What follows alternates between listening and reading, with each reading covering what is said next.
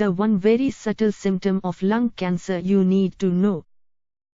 Lung cancer, not breast or uterine or ovarian cancer, claims more women's lives every year than any other type of cancer. One of the reasons is that there's no proven screening test for detecting early lung cancer, so the majority of patients, about 70%, are diagnosed once the cancer is advanced and has spread elsewhere in the body.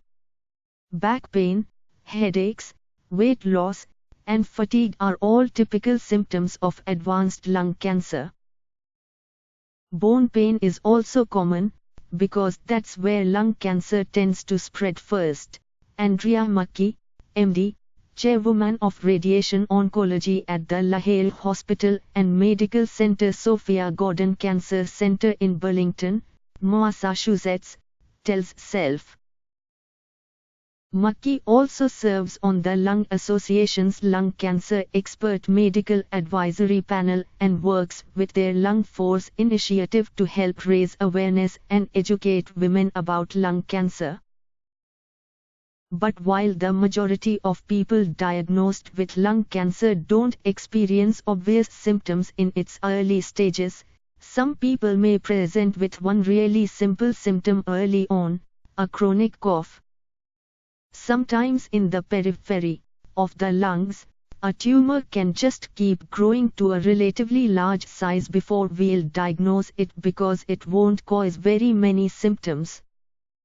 Dr. Mackey explains. But if a tumor is pushing on one of the bronchi, the major air passages going to the lungs, it will likely trigger the cough receptors.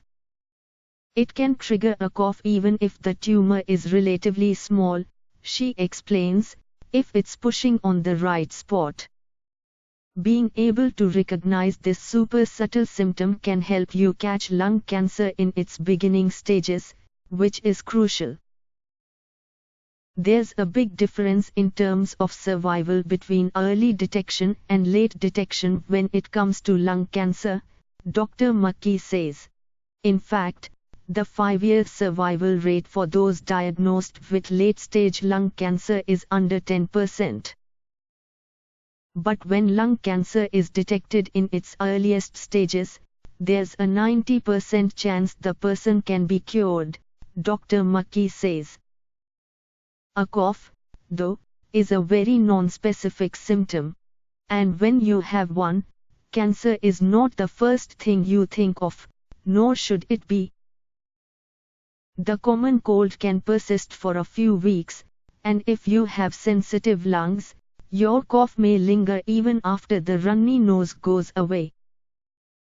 You don't need to necessarily be worried about lung cancer in that situation if it's associated with a viral illness, Dr. Mackey reassures. If you have a cough that persists for 2 or 3 weeks and is not connected to any virus or bacterial infection, you should see a doctor. Also, if you are ever coughing up blood, see a doctor ASAP. Some patients will cough up blood if the tumor is close to the bronchi, Dr. Mackey explains. Marlo Palacios, a 42-year-old lung cancer patient in Pasadena, California, was diagnosed after she saw her doctor for a persistent cough. I developed a cough from what I initially assumed was a cold caught by my son, Palacios tells Self. After a few weeks, the cough didn't go away. I didn't want to make a big deal of it, so I didn't see my physician immediately. I had even made an appointment 3 weeks into the cough, but I cancelled it. A few weeks later, she finally decided to see a doctor. I had to come to terms that this cough wasn't going away and that it didn't feel as though it was from a common cold, she says. The cough was dry, and it would come in intense waves.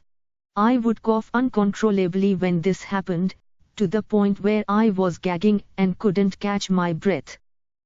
After seeing a handful of doctors, she was diagnosed with stage 4 lung cancer. As a never smoker, This was an initial shock to me and everyone in my life, Palacios says. Ashley Rivas, a 35-year-old lung cancer survivor from Albuquerque, New Mexico, shares a similar story about her diagnosis. Her symptoms started as wheezing during exercise, and her doctor prescribed an inhaler for activity-induced asthma. The medicine helped a little bit but never eliminated the symptoms, she tells Self.